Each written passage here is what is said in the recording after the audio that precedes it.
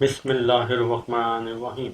I will teach you how to increase memory or physical memory on your PC or laptop. You can see that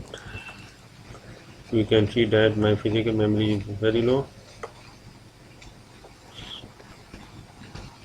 So what can I do? I can close the programs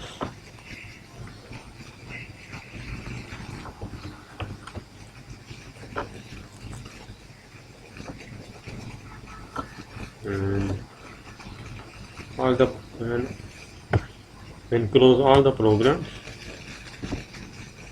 and then I restart the PC.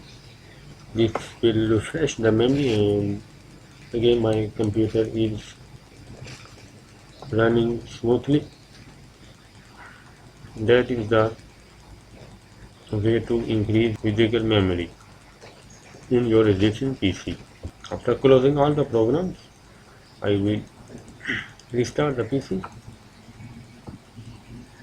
Subscribe the channel and thanks for watching the video.